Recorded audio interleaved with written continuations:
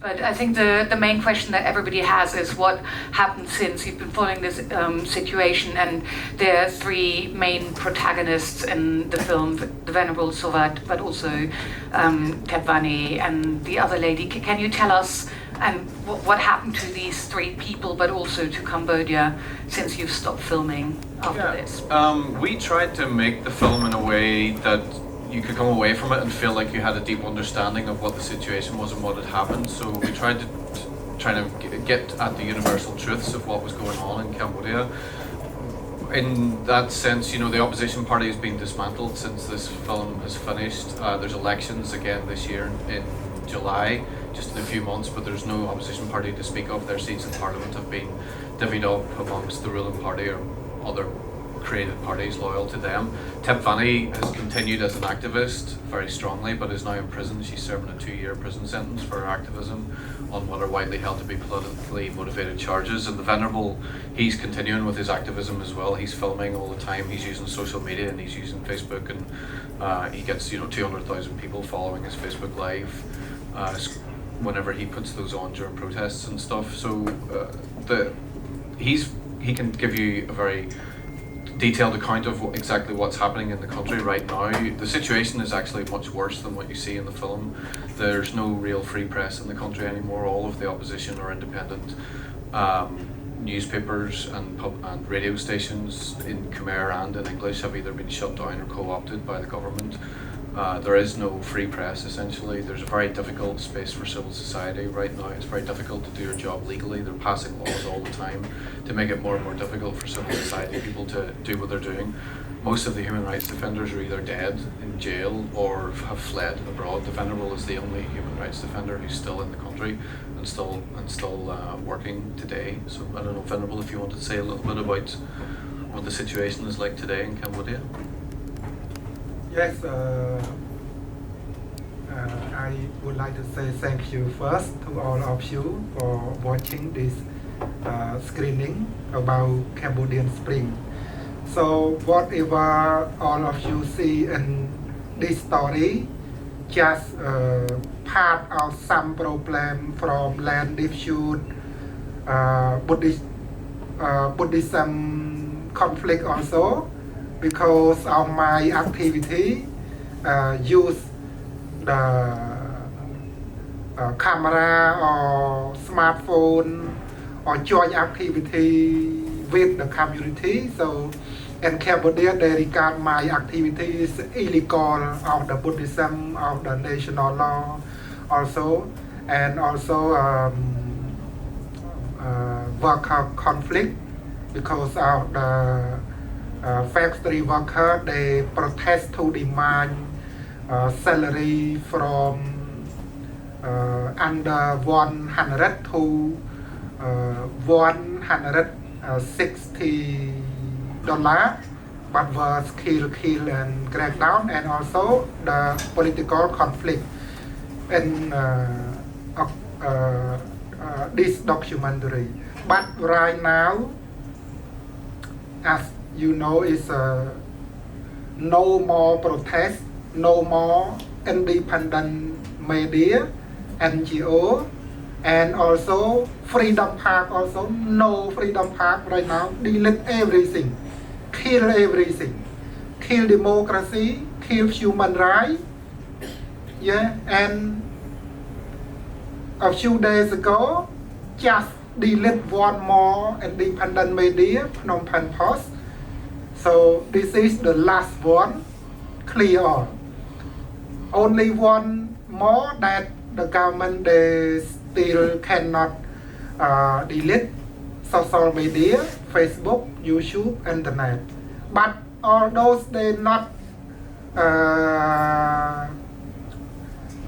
delete Facebook, but they crack down to Facebook also. For example, my account Facebook, 7 accounts were hacked all, including email, Facebook, hack all. Why they can hack?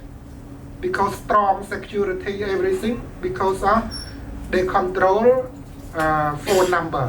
In Cambodia, they follow everything, including Facebook, internet and phone. When we talk, when we speak, they can hear. For example, yesterday, Prime Minister Hun Sen, he threatened to the children hospital Conteopa is donated from Switzerland government. All money come from and help to save a million children in Cambodia. Is don't have this hospital, Cambodia children die because poor family, poor no hospital. But they return to the doctor and hospital. They hear, they see doctor talk each other about a Conteopa hospital no longer anymore because of Doctor or Prime Minister Hun Sen will control this hospital also. So he's returned to the doctor. So like this in Cambodia, always return, arrested, crack down, violent, and right now kill everything, especially democracy kill right now. So what is your relationship like now with the patriarch and with the other Buddhists? Not easy to the monk in Cambodia to stand up, to join activity with the community, just only blessing, just only teaching the Buddhism also. Not easy. Why? Because in Cambodia they control everything. Control court, system, media, and also Buddhism also. So like this, when the monk use the activity like me, they regard this is fake monk, illegal activity, and for eviction from the temple also. For example, me, for eviction from the temple and ban all temple around in Cambodia, not allow me to stay. I'm no temple to stay 4 years, 5 years. So all those difficulty to work, to join activity with the people like this, but I'm still hope, I'm still smile, and I'm still keep fighting more and more, again and again, step by step. So 2013, before only 1 month everywhere in Cambodia, but after I'm teaching lay people using smartphone, camera, social media, spread out to the public, the people see what happened in Cambodia, because TV, radio, no real news in Cambodia. So everything block the real evidence, real news. So only social media. So I'm used like this. And 2013, before national vote election coming, 100 monks, 1,000 monks stand up, use smartphone like me to join with the people, protest, film and upload, share, comment, everything spread out in Cambodia, and young people also use smartphone, use social media. So like this is that the first time our Khmer people that grow up, stand up the first after Khmer rule regime finished 79, and after the United Nations bring democracy to Cambodia in 93. Before, no, Khmer people don't understand what is mean democracy, what is mean human right, don't know also. Because the government not teaching people, because the media, TV not teaching about human rights, about politics, And also they broadcast if someone speak about human rights, about democracy, they accuse politics involved. So Cambodia, if we speak about politics, dangerous, always written. In the school, is some student talking about politics, teacher written too. Why? Because written from the top to the school. And like this, and the temple also. So 2013, many people stand up like this, stand up to campaign and say everything, policy of politics, and then vote election. After vote election, the opposition party is a big win, almost if no cheat, opposition party win successful, but because of cheat, so when they change, opposition win, but they change to fail like this, like that, and opposition not join the government and protest. So like this, many Hmong people stand up and crack down. As you know, crack down, killing, fighting, shooting. This is many Hmong join activity with the social justice. And also 2017 just commune and election vote again, but the Hmong is afraid, some Hmong afraid, some Hmong escape from Cambodia, some Hmong in the prison, and 100 Hmong only join. But the vote election is grow and grow, popular to the opposition party. So in my homeland, my community in Chikraing district, we have 12 commune, vote for Chang all, 100%. Vote for Chang from ruling party that they leading Cambodia over 30 years ago, and Chang to opposition party. Chang everywhere around in Cambodia like this.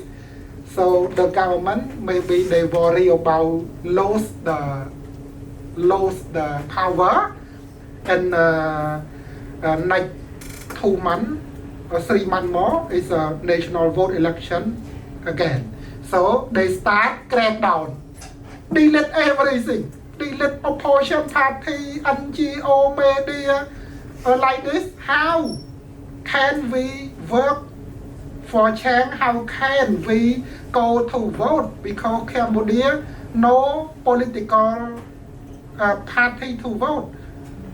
Why? Because only a government party, opposition party delete all. So like this, just fake election and just fake democracy in Cambodia. So for those of us who want to follow news from Cambodia, you've said the press has been censored, the Phnom Penh Post is now shut down. How do we get independent media? What do we follow? And maybe if somebody here is on Twitter at the Frontline Club, maybe we can also tweet that. How do you recommend we get news? Yeah, I mean, the Post hasn't been shut down. It's been sold to a Malaysian company who works for Hun Sen. So, I mean, they've been co-opted essentially, but so you're not going to get any independent news from that outlet anymore. I think the only way you can still do it is by reading the wires. So Reuters have an office there still, and AFP still have staff members there, and there's people from AP, and there is the Guardian has a correspondent in Bangkok as well, and there are foreign correspondents who will go into the country and report. But there is no independent media from within the country reporting on the daily news. So a lot of these small stories are just not being told anymore, and it's very difficult to get a sense of what's actually going on in the country, especially at that local level and the commune level, without having media within the country reporting on it. And the Venerable is obviously still active filming and putting out news. Can we follow that? And is there an English version of that? There's no English version. No English version. Only Khmer language. I think I can, but right is wrong. So learn a little bit. Is before when I met Chris, that he follow with me. I cannot speak English, so but after learn a little bit, speak too much, and then my English better than before, but still of course, and also my language is fluently, but English not. But I use social media in Cambodia very popular. So like this, that they have finished all. And now just new, but new and 10,000, oh no, 100,000. Which? Right now, follow, like. For you? Yeah. You've so many accounts, I don't know. Yeah. Why do you a few 100,000 before, but now it's many account? Because in Cambodia, I know if we create one, when they have one, finish. So not easy. I create many, when have one, I have one more. So more and more they have all, including email. So like this, not easy in Cambodia. They follow everything, and but we right now only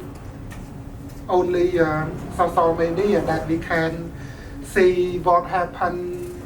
Yeah, in Cambodia, politics following everything. We can see only the social media. It's troubling to think it's a democracy and there's no free press from within the country, you know. I've seen the question, I'll get to it in 1 second. I just want to get one question into for Chris, because one of the things that I really love about the film is the fact that it isn't simple and that it is complex, because it would have been possibly more simple as a filmmaker, and lots of people would have streamlined the story into something that's kind of where nobody fights and where the truth is digestible. And what I love about it is that you were obviously, as a filmmaker, confronted with a difficult situation between your two female protagonists, and you decided to put that into the film. And I need to open this out in a minute, and we don't have much time, but can you just say something about that very quickly? You know, what happened between these two women, and then how far is that reflective of both personal and political events in the country? Yeah, I mean, it's ambiguous in the film because it's ambiguous in real life. There was something that happened between Thep Vanny and Sray Po, but it's not entirely clear what. It's possible that Sray Po took a deal from the government and sold out, but if she did, she didn't receive anything for it. She doesn't have any money or any new home or anything like that. It's probably a multitude of things combined together. Like, there was a lot of conflict between them in terms of envy and the fact that Thep Vanny was elected to go abroad because she could speak English. So there were these outside forces being put into the group, and where people were trying to simplify their story so that the rest of the world could understand it. And I think that was one of the causes of the conflict itself. So I felt like it would be a huge disservice to the group to not show that, and to show the fact that it is more complex, and that there aren't these kind of either or answers, this kind of yes or no, black and white dichotomy. It doesn't really exist in life that much, you know. Things are much more complex and ambiguous, and there's good and bad in everybody. And so we wanted to sort of show that, and to show the human side of these struggles, and just let people know that there's a cost to fighting for what you believe in, and that often that it can lead to tragic events, you know, and that Sray Po probably is a good person, as well as, you know, somewhat compromised by the things that she did.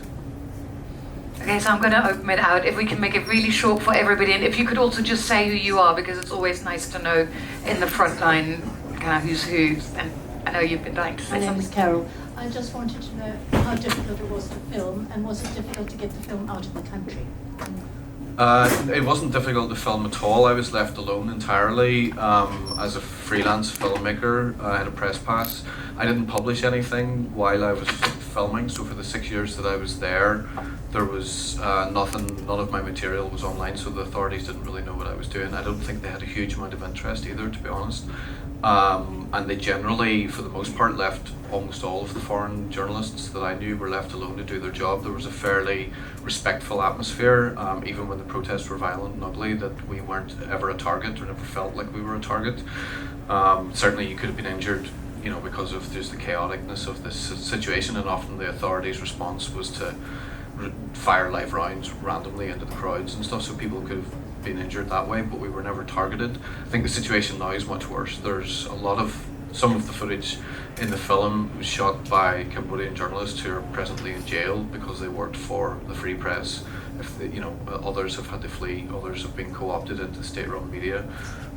Foreign journalists are being targeted now when they weren't in the past. It's definitely become a much more controlled country than it was at the time when I was there. I don't think I could go back now and make the same film that I made in 2009. My camera, you see, in the film, right now broken all. Why broken? Because police fighting in the Freedom Park. When I'm walk film from my bag, they use violence to attack me and attack my camera, broken all.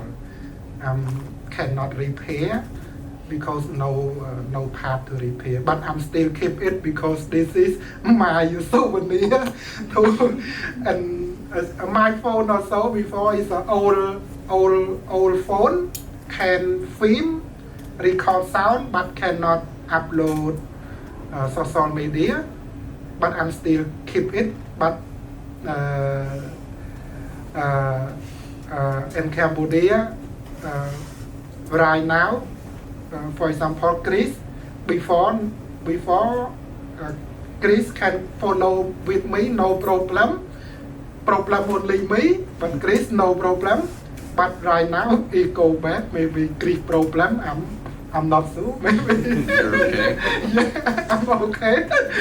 Because some foreigner journalists right now still in the prison, just fly the drone camera, fly drone camera to film CNRP party, opposition party marching in 2017.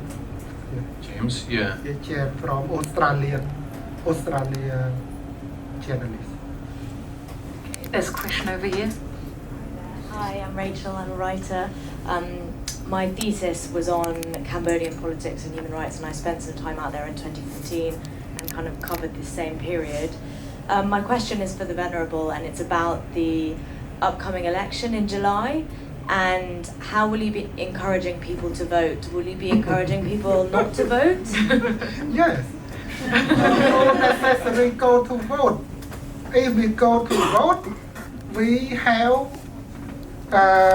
to challenge. For example, when we go to see boxing or football, they have equal boxing, equal football. But right now they cut out one and they keep one. And how can we go to watch to see? And Cambodia also vote election. But when Khmer people go to vote already. Yeah, and who win? Only two political parties, CPP, ruling party, CNRP, opposition party. But after two political equal challenge, yeah, 2013 opposition party 55 seats and ruling party 60, so equal. And also increase more in 2017. Opposition party is a win everywhere. Win, for example, my district, 12 commune, win 12. So change all 100%. But right now they delete only one political party, how we go to vote. And the Khmer people no interesting about vote in July. And also the opposition party call for to the voter don't go to vote. And for me, I'm not go to vote also. And I'm write some information about vote. No necessary how we go to vote because Cambodia no democracy. And we vote already, but why should the voter, why should the win like this, like that, just fake, no go to vote. But right now, the media of ruling party or the government, they broadcast, if the Khmer people don't go to vote, will accuse from the court, betray the law, destroy the nation, everything. Yeah, and they threaten to the Khmer people, to the people, if don't go to vote, no work to do. If apply for work, for the government worker, teacher, police, or everything, they don't allow because not go to vote. And also the company, if someone not go to vote, they not allowed go to vote. They see they just threaten to the voter, but no, maybe a few million people go to vote, but a lot of people not go to vote because of no opposition party. But although no opposition party, the government they said, oh, Cambodian democracy because of many political party. Many political party, but just create new right now. They create one day 10 political party. Yeah, a few days, many political party. What political party? Because Khmer people don't know those political party. They know only who win for vote from Khmer people starting from 2013-17. Only two political party. But now kill one, delete one, keep one like this. No, it's gambling of the vote, fake vote. Yeah. Question over there. Hi, I'm Anais, a freelance journalist. First, just want to say thank you for everything you're doing. That's both of you, honestly, that needed to get out. My question is, because you've mentioned the hacking, you've mentioned that there's no opposition party and all the things stacked against you, what do you think we can do and what are you planning to do, both of you, going forward?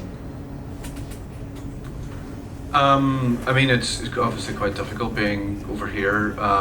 If you're able to report from within the country, then that's obviously great. If people want to get involved, there's a lot of large international organizations like Amnesty International and Human Rights Watch, Witness, Global Witness, who have reports and they have various actions and things that people can get involved in. Like there's a petition that people can sign calling for Tebvani to be released from prison. It's an Amnesty International petition, and they send those off in dribs and drabs to Hun Sen's house every now and then, just so that they know that like there's people out there and that they're paying attention.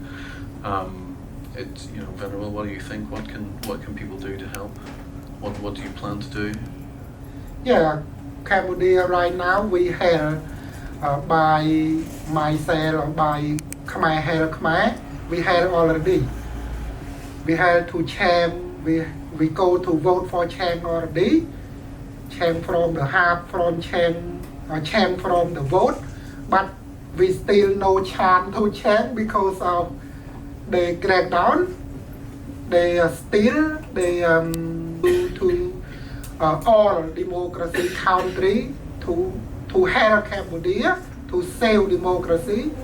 Yeah, I don't know how to help, how to save because right now many countries that they sign petition to push the government for respect the democracy, respect human rights, and free on journalists, free anything, but the government, they don't care. They don't care, but they keep only China. China right now, only one country support national vote election in Cambodia is China. But around the world, democracy country not support right now. Not support the vote election. Only one China support. Maybe we need to all of you to all democracy country to help Cambodia. So since we are in the Frontline Club and we are in the home of journalism, I want to see if there's anybody who's got a question for Chris, because I think it's a really remarkable thing to make a film like this over 9 years, stick with it and tell a story of such complexity. So, I mean, maybe it's just me, but any questions for Chris here? Okay. Oh, sorry. Okay, let's start with... Hello, my name is Yanni. I am a Cambodian living in the UK for many years. Just a question for Chris. I don't know whether have you been in touch with the Khmer society here or with the Cambodian embassy, whether would they be interested to see the film? Because I got the link from one of my friends, and as soon as I see it, I want to come and see. I think it is a really important for us to see this, and then let them think about this, because I do find that even the Cambodian embassy, who are actually based in the UK, is only for Hun Sen party, and even I attend the meeting. Sometimes they try to influence politically on the Cambodian societies as general. Yeah. So I just find that it would be really interesting if you. We would love to have as many Cambodian people as possible see the film, actually, and we were going to give away a Khmer language version of the film for free and put it on YouTube and Facebook eventually, so that people inside Cambodia can see it. And in the UK, actually, if you know any Cambodians, anyone who wants to come and see the film, we'll pay for their tickets to come and see the film in the cinemas, so that we can try to get as many people in the UK, Cambodians, to see it as possible. We've been in touch with all of those organisations, but there hasn't been a huge amount of interest, to be honest, from obviously the embassy and the Cambodian Student Network and things like that. But there are individuals that we're in touch with as well, people who are, say, for example, studying at SOAS, or there's a lot of Cambodian nationals here doing masters and things like that. So we're in touch with those people and trying to encourage as many Cambodian people within the UK as possible to come and see it. It's really important, I agree, that Cambodian people get to see the film. I don't think that this is the definitive take of what happened during those years. I don't think I'm the right person to try and tell that story. This is my version of what happened, I guess, but I think it's important that people at least get to see that account. Hi, my name's Ian. Just wanted to say, what was the genesis for the film in the first place? How did you get in contact with the idea? And were you surprised that it had the legs that it had, that it took so many years to evolve and for you to make the film? Yeah, I mean, I've been there as a tourist in 2006, backpacking around Southeast Asia, and then ended up spending a few months there and became kind of fascinated by the country and the history of what had happened there during the Khmer Rouge. And there was this kind of strange, people were so friendly and welcoming and warm, but there was this sort of really dark history and undercurrent of violence that was just underneath the surface. And pretty much anyone you speak to there over the age of 50 has survived a genocide, either as a victim or a perpetrator. So it's a very unique country. And I went back to Ireland then with the idea that I would make a documentary in Cambodia, and there had been a lot of work done on the history and the genocide and the Khmer Rouge, but no one seemed to be looking at what was going on in the country present day. So I came up with the story of the land rights issue and went back with funding in 2009. Originally we were only supposed to spend about 3 months there. It was going to be a very different kind of film. It was going to be, like you said, one of those simple sort of sit-down interview, very kind of one-dimensional social issue documentaries about land rights and how terrible it is. But when I met the Venerable and the other people in the film, it seemed that it would be much more pertinent to stay and just document as things were unfolding, because things were happening every day. There was evictions happening all the time and protests and crackdowns. So the 3 months rolled into however many, 6 years of filming. And then, I mean, we could have ended after the land rights stuff sort of, but the land rights protests never really ended. They're still ongoing now. It's still very much an ongoing issue, but they grew very organically into the political protest. And I think when I was there in 2009 originally filming, nobody would say anything against Hun Sen or the ruling party. They wouldn't speak out against him. For then that to see hundreds of thousands of people on the streets in 2013 calling for him to step down, what paved the way for that kind of political upheaval was the work of people like the Venerable and the land rights protesters. So it felt very natural and organic for me to carry on and continue filming.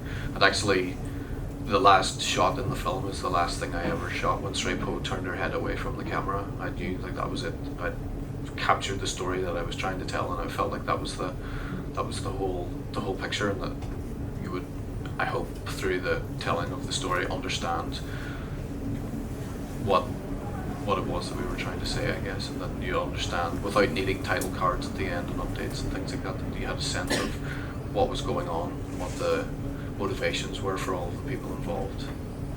But there was also something about you, because we were talking downstairs whilst you were watching the film, and we were saying about how there's often a master narrative about history, and you said you yourself, you're from Northern Ireland, you're from a country that's seen conflict, and I think, you know, especially at the moment where the news are coming out of Palestine and Israel yesterday and today, it's really important that somebody comes with a more complex, maybe the idea of storytelling and different backgrounds that just don't buy into the black and white pictures.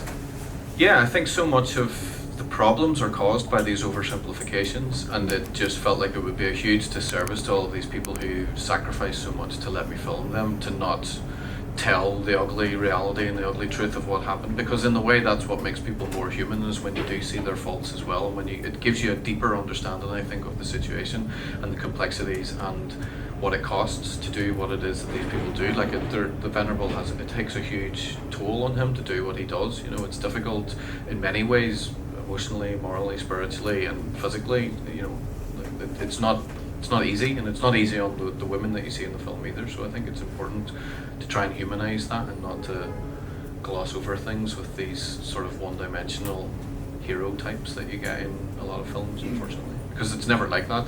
And I think you hear about films and subjects, and then you hear about what actually happened to them later, and you think, oh God, that poor filmmaker, like they either totally missed that and were naive, or chose to gloss over it. And that, I think, that's a bit arrogant for the subject and your audience as well. I think audiences, if you present the complexities, people do want to know, I think, as well.